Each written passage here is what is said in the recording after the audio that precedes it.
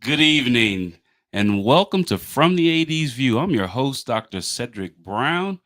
Today's guest is Mr. George Hemmingsen the fourth. Good Let's evening. welcome George. How are you, sir? How's Good, everything going? good evening, Seth. Good. Good to see you. Good, good. Hey, George, challenges of college recruiting. Right Tell off me the top, briefly about that, man. I think right off the top of the head, the NIL landscape and how that's changing at all levels of college sports right now. All right. And then our second topic on the show, how important is friend raising and fundraising to the success of athletics? I think it's two key, huge elements just from my time in college sports and where I'm at now. That building relationships and making them feel like as you're a friend and get to know them on and off the court. I would say goes into the fundraising, and that's where you start developing those donors at a really great culture in your community. Sure, sure. These topics and more on From the AD's View. Let's get it.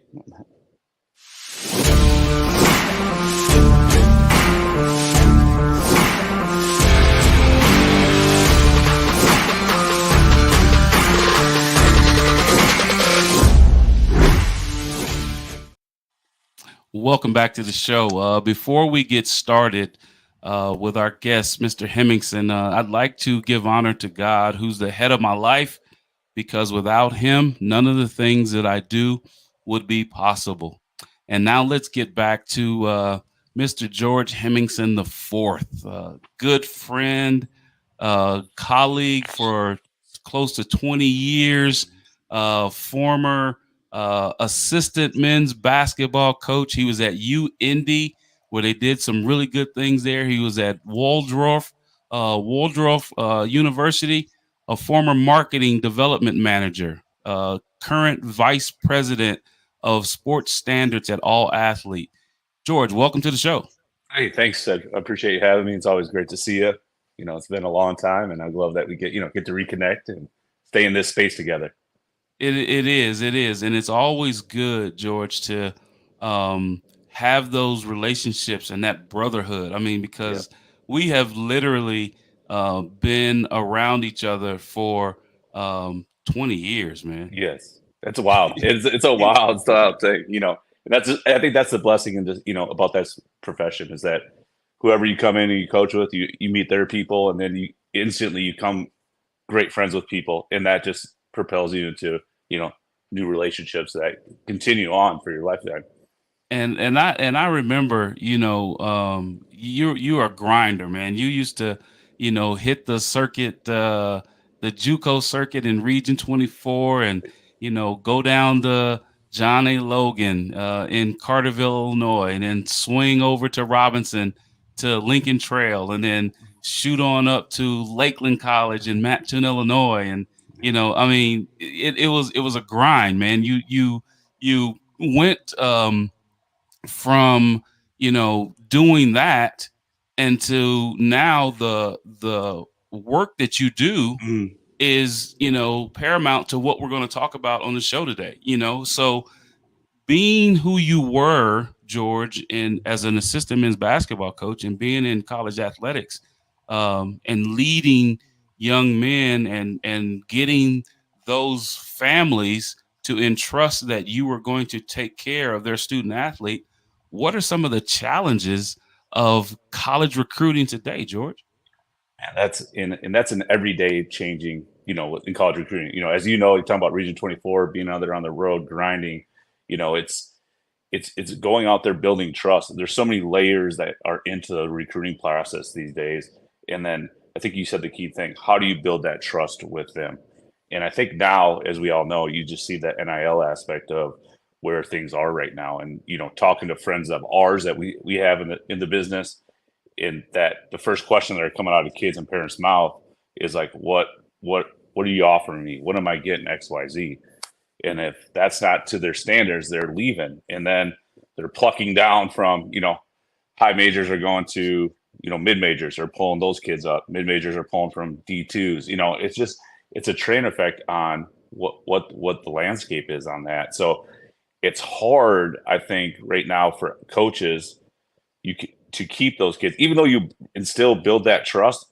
And once they have, how do you keep that trust with your top players that they have a good year, and there's people behind backdooring trying to bring that player to the next level. So I think those are some key elements on that. And I just think the biggest thing that we can do and a coach can do, as is if you instill that trust off the court with that family, Absolutely. because you get to know everybody outside that players. Because if you Absolutely. don't know that, then that's where I think a lot of the things, people talking in that on the side here will come in. So building the trust, knowing that player besides them being a basketball player, what are their likes? What are their family likes? Because if that kid's Absolutely. coming to California to Kentucky wasn't Owensboro, that's halfway. We're their life source. So we got to Absolutely. know them inside and out. So those are some things right now. So I just think, it's just how do you continue to build that trust? And you got to have a great staff around you, around Yes. that head coach to keep Yes. that team together. Yes. And uh that support. You were Mm, that right hand to Coach Stan Gerard, yeah. my little brother, from another mother, and here's the thing though, George, I want you to take off your business hat, right? And the things that you do now. And I want you to put your coaching hat back on, that recruiter grinder that you were. If you had your choice now, George, would you recruit high school? Would you recruit JUCO, or would you recruit portal? Uh, I would say, and here's the honest answer, I think I would still go all three. I think the limit, it's a win now situation at all levels, but I Sure. still think you need to take that one or two high school kids, Yep. bring them in. Those are culture builders. Yep. Develop them. But the success that I had at the coaching level was at the junior college level because guys maybe went somewhere, came back. Right. They got to grow up. So, but then their mindset's already ready. They've been through the grind. They know what it's Absolutely. like, and that So, and then of course you got to take the portal. You still have to take in that aspect of things of taking the kids that fit your program. And I Sure. just think there's a lot of coaches out there that just take a kid. Yeah, he can play, but what else is behind? They don't see what's behind that. There might be some other things lagging right there. So I would take a little bit from all three, but I'd be, you know, more JUCO portal heavy because that's just where the culture I brought up in, and I Right. saw the success. But you still got to take some of those high school kids, Right. to develop in that area. Right. And that's a very poignant uh, answer, George, because I don't think that one particular way is the right or the only way, Hmm. right? Because the um, the JUCO route, you have young men, young women that have played 30 basketball games, right? Hmm. 60 basketball games or more by the time they come out of their second year, going into that fifth semester. Hmm. So having those young people play at that level prior to coming to that 4 year level is significant, right? Hmm. But also having the high school, the in-state high school student athlete come, it brings grandma, it brings grandpa, it Yep. brings aunts and uncles, and it brings the town that they were in, right? Because if you're from um, DuQuoin, Illinois, and you go to SIU Carbondale, your whole family's coming to watch you play, right? Hmm. Yeah. As a And, freshman. So that's the culture that you were talking about. That's the yeah. experience, right?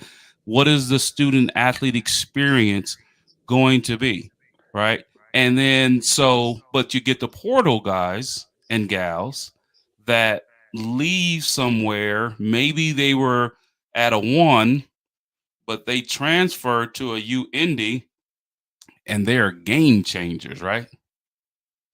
And you're fighting, region, fighting for that region. You know how it is, Division 2. You can't just play good in your conference, you got to play good in your region. So if you had to, bring a recruit in, tell us briefly George, what are some of the steps that you go through as you bring that recruit on campus? Yeah, and, first, like what we start, first we're going to do the culture with that kid. We're going to get to know him on and off the court. How he is in the classroom, how he's on the floor, and and get to know their coach. Like getting a relationship with you. No, you got to know your players better than anyone that I've ever been around, and I'm saying that with the most greatest respect because you got to know them and what XYZ, where they came from, who was in their life. So Mm-hmm. that would be the first step, and then we're going to start funneling them in and then bring them in and bring them in front of the head coach. Make sure it checks off the boxes like for Stan, the 3, 4 things he wanted in a player. If that checks it off, then you introduce them to Stan, and then we start introducing that relationship because I've already built the trust with that player. Now it's time to build the trust with that player and the head coach, Mm-hmm. and then we get them to campus. And I thought you said a great thing there. The community is a huge thing, and I think a lot of people forget that with those high school kids coming in, you know, there's a lot of alumni around. There's people that stay involved in that, and that's the community aspect. So that's a big thing when we bring a transfer in to make sure that they fit the community. It was something that they felt warm and welcome in, and that's where Mm-hmm. you bring in your former players back, or you're bringing alumni in to meet that player to start building those relationships. Because when they walk around the mall or go to dinner, they start getting recognized like that, and that's a fun thing to feel. So there's a lot of aspects of that, but I think the community aspect is one of the final pieces that we really were successful at UIndy with Stand. Is that was our culture. We had the community embrace us, and then if they fit all those criteria, that it was a good fit for them. Yeah, And as you know, not all sometimes it doesn't work, but we want to make sure. sure that their time at UIndy or wherever I was, Kentucky Wesleyan, Minnesota, that they are still leaving our program with good qualities and putting them in a successful situation to be great on and off the court. Absolutely. And they play good quality basketball Mm, because, UIndy was a force to be reckoned with when you and Stan were at the helm there. And I just believe that the things that we do as coaches, right, and those relationships that we build with those student athletes are the a pillar, that foundation that makes them finally become the young men and young women mm, that they are, right? Because how many phone calls have you received, George, that say, "Hey, coach, I'm getting married. Hey, coach, I just had my first child. mm. Hey, coach, this milestone in my life, right?" So we talk about the wins and the losses on the court, but how many wins have we racked up off the court, George? Man, those are the best wins. That's why we got into this business. We love the game, but getting those calls, hey coach, let's go grab some dinner. I want to catch up. And hearing the successes of where they're at, but also at the same time, I've gotten a lot of calls where they're going through some stuff at sometimes. Right, They're like, hey coach, I right, need some. Can you give me some life advice? Being a new dad, things like that. Where it's fun, it's warming. That's why we got into this business. right. To help people succeed, bring more people to the table, because that's where our wins come from. Seeing our players, Exactly. former players, with everything like that, and then I think that's where culture and program where we did a good job is when you treat players right, that they recruit for you. If one of their Absolutely. players, hey, come play over here, or their former alumni, hey, can you make a call to this athlete like Jordan Lloyd? That's now won an Yes. NBA championship. One of those. Yep.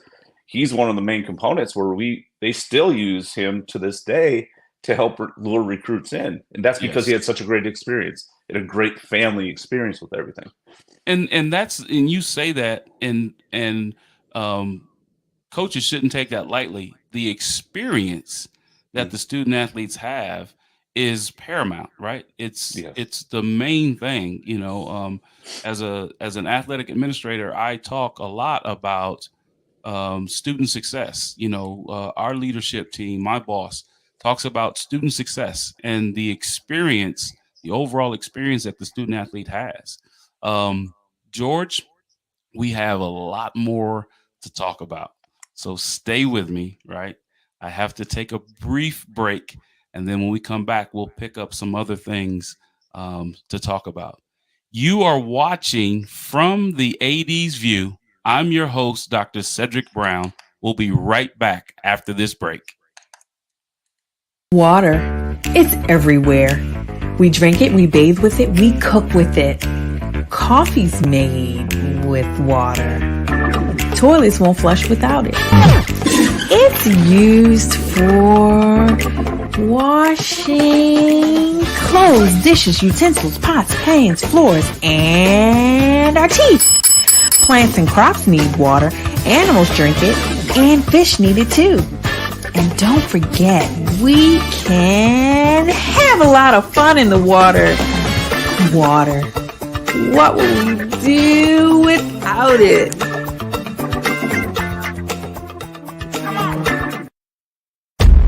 From the creative team that brought you The Browning Project and Dead by Morning comes a new thriller that will change the way you look at white-collar crime forever.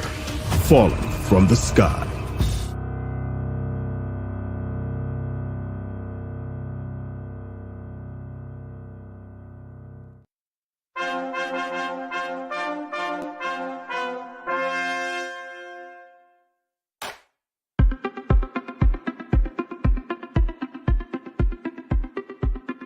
I'm Leon Thomas with the Leon Thomas Group.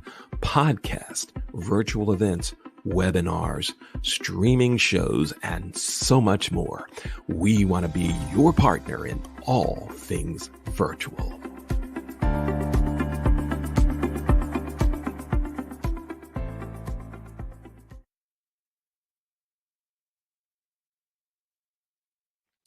Welcome back. You're watching From the 80s View. I'm your host, Dr. Cedric Brown. Before we get back to our guest, I want to talk a little bit about my book here, How Black Men Overcome Racial Barriers and the Status Quo. It's in the NCAA institutions. It's a narrative inquiry. You can get this book on Amazon.com. And one of the reasons why the book was written was to give a better understanding of how men of color achieve leadership roles in Power Five institutions. It's a great read, a lot of information from former and current Power Five athletics directors that are men of color that were my role models. And the three things that came out of the research that was done was the benefit of role models, the expectation that the role model had of the mentee, and then the perceived racial barriers that were prevalent.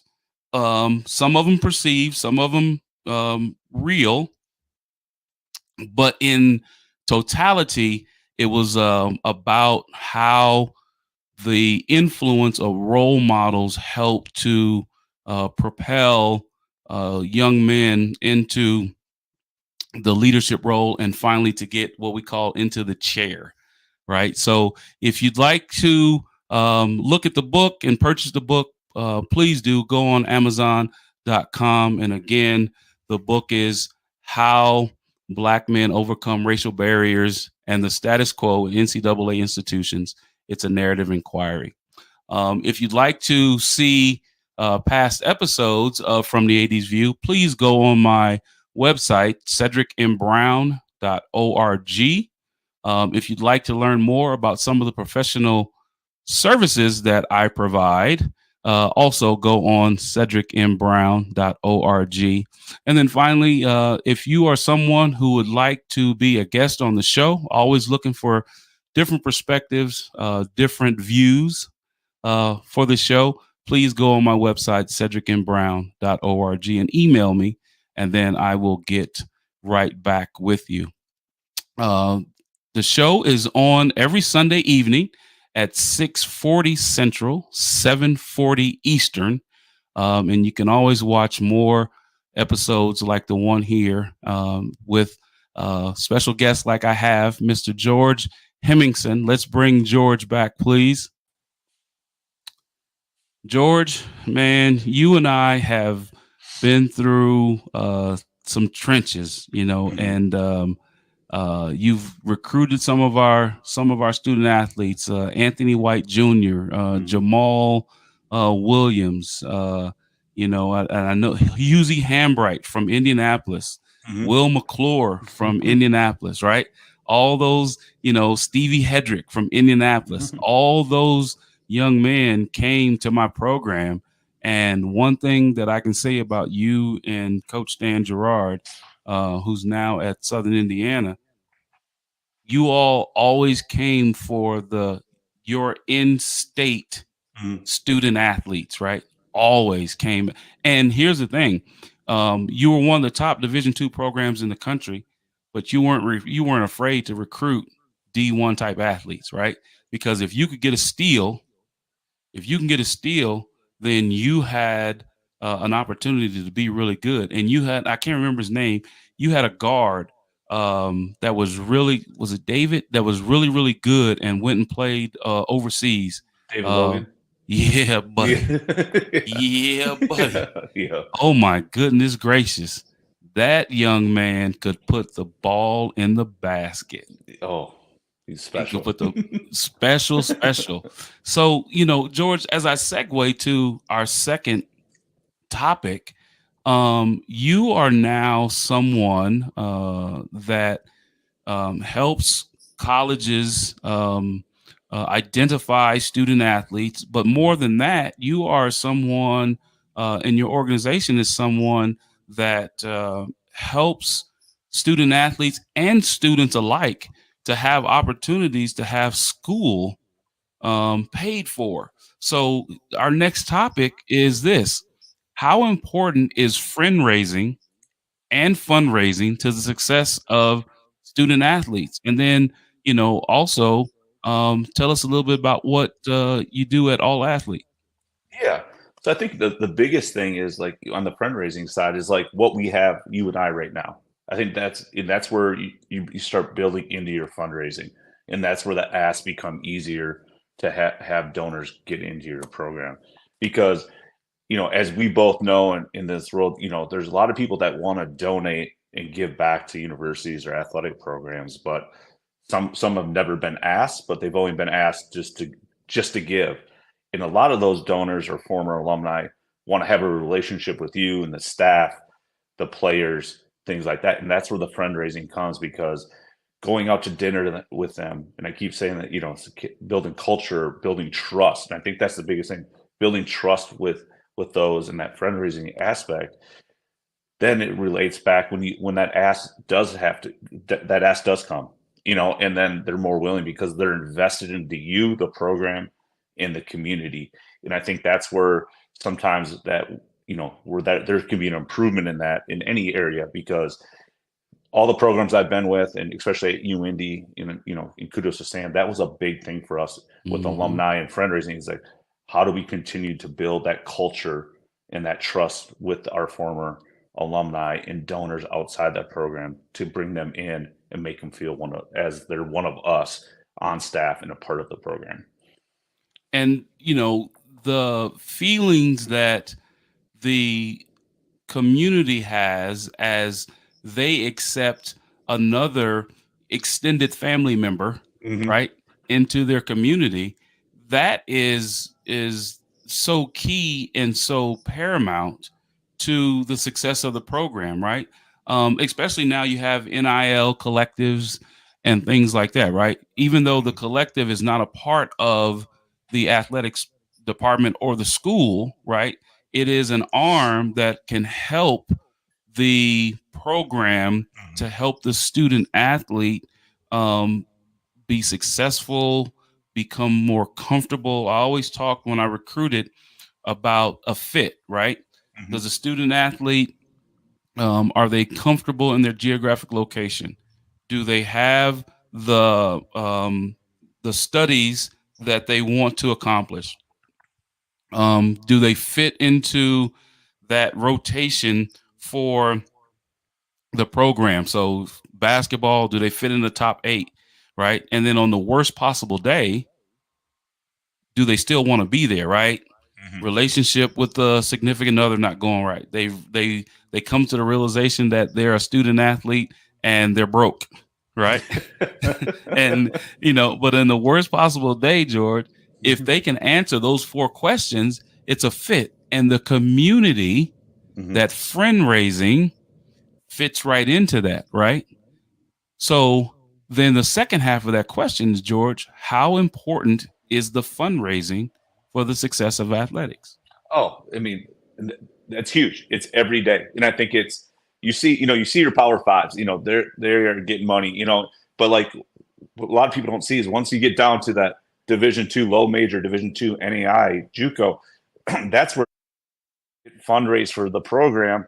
The better off we're giving those student athletes an opportunity to be successful. Is that more gear? Can we take Can we take trips? So that's where that fundraising aspect, because that's an everyday grind, and that's another side of the coaching at the lower levels that it has to be happen. Reaching out to again, former athletes, alumni, donors, people in the community that just love the sport, to get them involved, because that will help take the level to the next program. And I think that's one of our biggest successes at University of Indianapolis in UIndy, is that we did that because we did that in the community. That raised more money for us. That helped us get more things. That help us give these little knickknacks for our players to help them, make them feel special and want to stay with us. Yeah. And George, as you talk about that, the having the bells and the whistles, how important is that to the student athletes, right? They want to, if ABC University, who is at their level, is if they have the little trinkets, or they the gears is in, or they have the travel suit, and they have the grays, they have the running shoe and the game shoe, right? Those things are so important for them. Let me switch gears with you a little bit, George, and this is something that I ask all of the guests on the show. Tell me how important faith or spiritualness is to you, George, and your family. That's been huge. That's been an ongoing thing where I'm growing each day with that, because as coaching, and I give a lot of credit. When I got my start was with Tubby Smith when I was back in Minnesota, and he let me be around the program and help me come up. And he really talked about how faith and the challenges within college coaching, where there's temptations, you're going to be pulled every which way, and that's been an ongoing thing. So that's really the foundation of where I'm at now, is because where I put my my faith at the forefront of the things I do with myself personally, and for my family. I have to be good faithfully for my family to be successful. And putting that ahead of everything daily leads down the paths that are supposed to happen that day. So as I've grown and as I continue to get older, that is a focal point in my life, and I'm glad I went through the trials and tribulations, but have someone like Tubby, Stan, Todd, guys, teach you out on the way, because absolutely, that's where your mentor's in, because it does pull you, and you start winning, boom, boom, boom. There's things that pulls you away from it where your foundation is. And my dad's like, one time he's like, you got to get back to get back to your faith, and pull it back, and then everything took off again. So it's a battle every day. It is, but there's pathways. But at the end of the day, that if it was a bad day, that was supposed to happen, because there's positives that come out of that, and that in your faith is where it keeps you centered and whole. There's a silver lining in every cloud, and I love your story, George. And our paths have always crossed, right? You started with Tubby, right? And at the end of my career, Tubby was a part of my career, my life, because Jamal Williams Jr. went and played for Tubby at Texas Tech. Yeah. Yep. You know what I'm saying?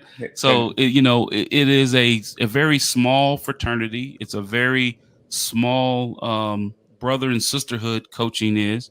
And I'm so glad and thankful that George Hemmingsen the fourth came across my path and is still in my life. You are a blessing to me each and every day, even, in the job that I currently have right now. We're working together, you, myself, JT Rogan are all working together on some things and stuff like that. So I'm so glad.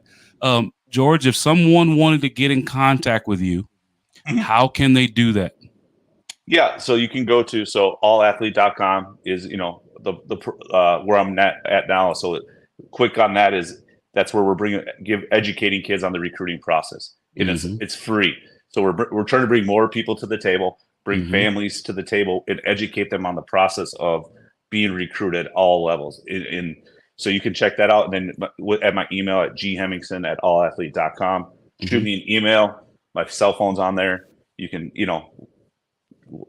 I'll shoot you a text, I'll call you, we'll get in contact, and we just want to help. We want to help bring more to the table and give back. And as you said, JT Rogan, another good friend of mine we're intertwining now as friends, that's my business partner, that, great guy that will help.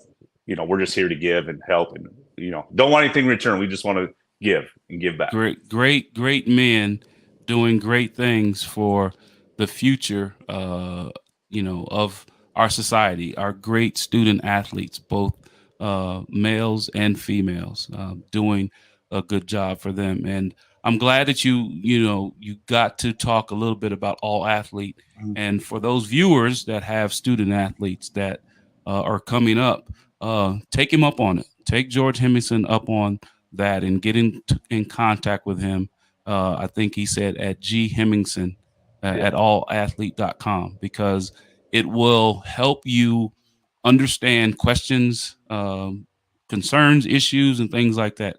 So, George, hey, man, brother, I appreciate you for being on the show with us today. Thank you so much, man.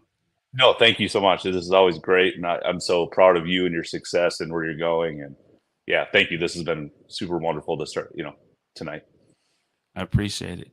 Well, you are watching From the AD's View. I'm your host, Dr. Cedric Brown. As I close the show, I do want to go back and remind all of you viewers, if you have young student athletes, please reach out to someone like George Hemmingsen and contact him so that you can get all the questions that you have answered.